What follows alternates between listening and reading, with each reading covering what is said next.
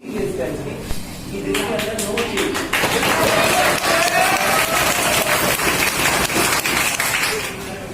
जो आज आपने किया है, बिल्लो को ही गोविंद ऐसे दिन दिखाता है। इतना आपने सोचा, एक टीचर को इतना मान दिया, इतना प्यार है ना, बहुत मुश्किल है।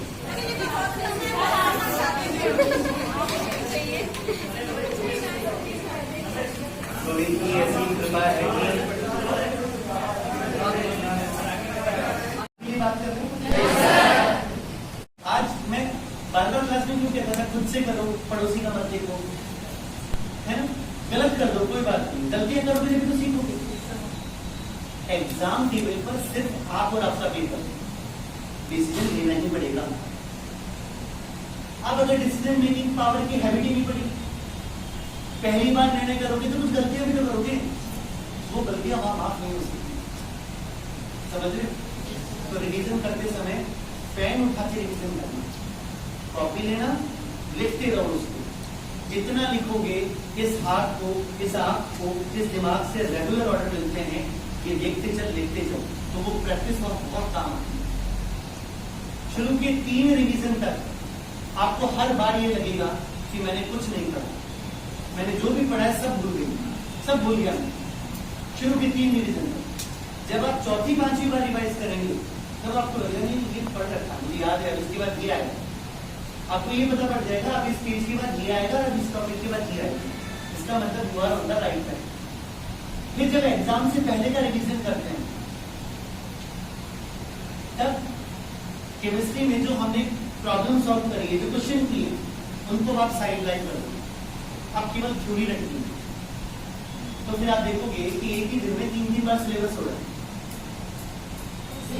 हर स्टेप पे आपकी स्ट्रेटेजी चेंज होनी चाहिए। जब तक एग्जाम में 15 दिन बाकी नहीं है, जैसे दिसंबर 1 तारीख से, तब तक तो हम हर बार रिवीजन सारे क्वेश्चन के साथ करेंगे। फिर जब हमें लगता है 15 दिन बाकी है, आप क्वेश्चन हटा दो, अब केवल थ्योरी, और वो पूरी यूं होनी चाहिए, इतनी बार खा जाएंगे हम। तो फिर मेरी प्रॉमिस है आपको कि आप सिलेक्शन दें। और जीवन के संघर्ष, इन संघर्षों से बहुत बड़े हैं जो आप अभी लड़ रहे हैं, सीख रहे हैं। अपने आप को ऐसे ही बनाए रखना जैसे आपको, ये सबसे बड़ी उपलब्धि। अच्छे अच्छे धुरंधर आते हैं और इस भीड़ में खो जाते हैं, क्योंकि उन्होंने अपनी आइडेंटिटी खो दी। वो कोशिश करते हैं दूसरों की तरह बनने का, पर हर व्यक्ति अपने आप में यूनिक, जो आप में खूबी है, वो जरूरी नहीं मुझे वो हो नहीं सकती, क्योंकि ईश्वर ने आपको अलग से गढ़ा और आपको समय दिया। और हर व्यक्ति के कान में ईश्वर ने कहा है जी खुश है, मस्त है। फिर आपने कहा अच्छा मुझसे तो दूर भेज रहे हो, अपने आप से मुझे दूर भेज रहे हो, फिर कहते खुश रहे। तो उन्होंने कहा माँ भी तो भेज रहा हूँ। फिर आपने कहा अच्छा मुझे आपको देखना हो तो मैं कैसे देखूंगा? तो उन्होंने कहा मैं दुनिया में 7 तरह के रंग भेज रहा हूँ, रंगीन फूल खिलेंगे, रंग बिरंगी तितलियां उड़ेगी। फिर मुझे लगता है कि अगर मैं कुछ हो गया तो मैं बारिश भेजूंगा। फिर मुझे लगता है अगर मैं ज्यादा भीग गया तो मान देना। इतने सारे प्रश्नों का जवाब ईश्वर हमें देके भेजता है, लेकिन हम हैं कि मेंटेलिटी ऐसी कर ली कि इन सुखों में से हमें सिर्फ दुख ढूंढे कि मेरे पास क्या अभाव है, मुझे क्या नहीं मिला, पर हमने उस पर नहीं बात करी जो ईश्वर ने आपको दिया। ये गोविंद की कृपा है कि आपके 2 हाथ हैं, 2 पैर हैं, सोचने समझने की शक्ति वाला दिमाग है, आप सही सलामत हैं, हम बहुत खुश हैं। इससे मैटर नहीं करता है कि आप सेकंड ग्रेड में सेलेक्ट हो रहे हैं कि नहीं हो रहे, ये तो हमारे यहाँ से बनाई गई चीज है। नोबडी नोज आपको कहाँ जाना है, आप कितना ऊंचा आसमान छुएंगे आपको भी नहीं पता, आपके अंदर का पोटेंशियल क्या है हमें भी नहीं पता, लेकिन वो अचीव तभी होता है जब आप यहाँ से जिंदा रहते हैं और ये सोचते हैं कि ईश्वर ने यहाँ दिया है मुझे इधर, तो कुछ ना कुछ मुझसे ऐसा काम लेना है जो कोई और नहीं कर सकता, तभी तो आपको भेजा है यहाँ पर। सबसे इंपॉर्टेंट है अपनी आइडेंटिटी बनाए रखना। रावण जो था वो राम से ज्यादा बलशाली था, बुद्धिमान था, धनवान था, लंका कुबेर बताओ सब उसकी उम्र में उससे ज्यादा बड़ा था, श्रेष्ठ था, प्रकांड पंडित था, मुझसा पंडित मुझसा जोधा दूसरा ना कोई है। और मुझे नहीं लगता कि उनसे बड़ा भक्त भी कोई होगा, लेकिन फिर भी हमने पढ़ा है, हमने सुना है कि केवल एक चीज थी जो राम इन सब के ऊपर भी श्रेष्ठता पा गए, चरित्र। दिस इज द रीजन कि तुलसीदास जी ने लिखा रामचरित मानस, राम के चरित्र को मानस में उतारिए। This is very important. इससे फर्क नहीं पड़ रहा यार कि ये आरपीएससी आपका जज नहीं कर सकती कि आप एक एवरेज हैं कि आप ब्रिलियंट हैं। हमारे यहाँ पर एजुकेशन सिस्टम ही गंदा है कि रट के जाओ और पास होके दिया और दुनिया में अपना सर्टिफिकेट दिखा दो कि देखो मैं बहुत इंटेलिजेंट हूँ। बाहर आप कंट्रीज में देखिए ऐसा कहीं एग्जामिनेशन नहीं होता, वहां आपका IQ टेस्ट होता है।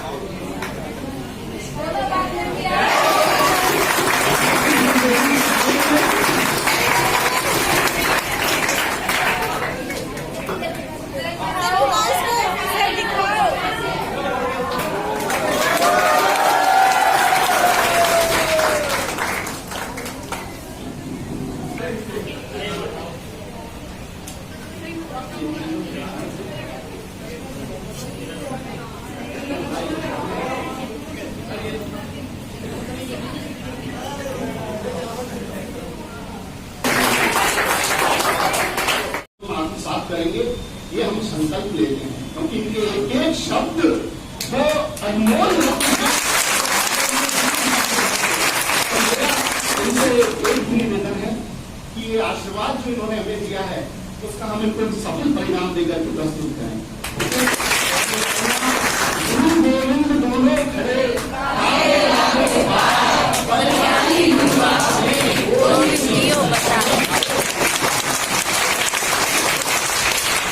उनके आशीर्वाद से ही हम सफल होंगे। मुझे पुनः